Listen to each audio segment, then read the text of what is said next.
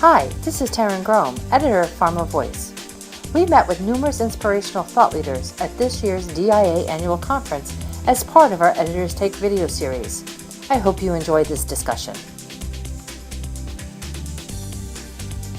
In this episode, Taryn meets with Eric DeLant, President, New Patient Solutions, DrugDev. Hi, Eric. Welcome to DIA 2017 here in Chicago. Thanks so much for having me. I'm delighted to be here. We're going to talk a little bit about eConsent this morning, if you don't mind. What is eConsent, and how is it different from current methods for informed consent? Well, eConsent is delivering electronically the same information that would otherwise be delivered on paper, typically via a tablet.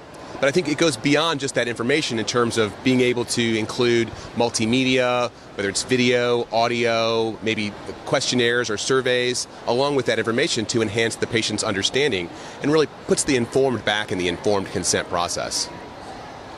What are the three most important benefits sponsors can achieve by adopting eConsent technology? Well, we think, first of all, having informed patients is a key factor. And as a result of having informed patients, they're likely to have fewer dropouts. There's a few studies that demonstrate that informed patients are less likely to drop out of a study after they've enrolled. Additionally, it provides benefits such as remote monitoring, the ability to oversee the consent process in great detail, and transparency, I think, is another one around that process that's a key benefit. Why are there still barriers to or electronic consent versus paper?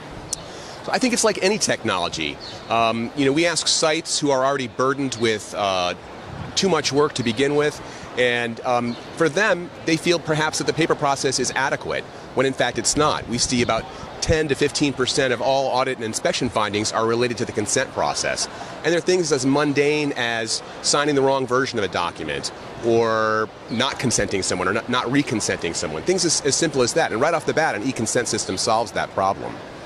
So what are some great lessons that sites can learn from eConsent and to help them positively impact their operations?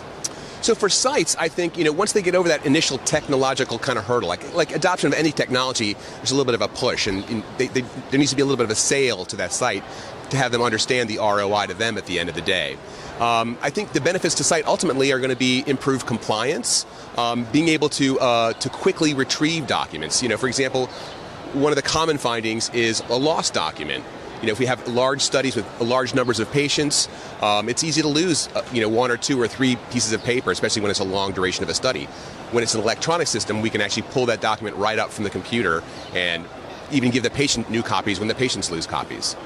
So do you feel the days of looking back behind the curtain, seeing stacks and boxes of paper are going to be gone at some point? I sure hope so. I think that's something, too. Looking through boxes and boxes of papers is really a problem. At least with an eConsent system, even a monitor can oversee this and bring to the site's attention that there may be a problem with a consent document and perhaps fix it before it's too late.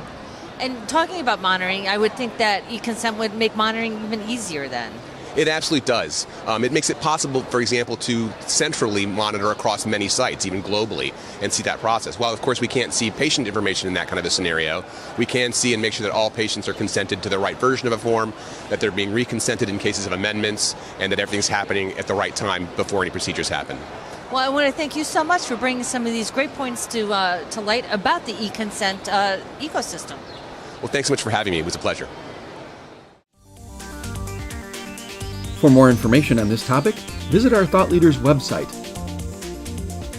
For more Editors Take videos from the DIA annual conference, visit www.pharmavoice.com. Thanks for joining us.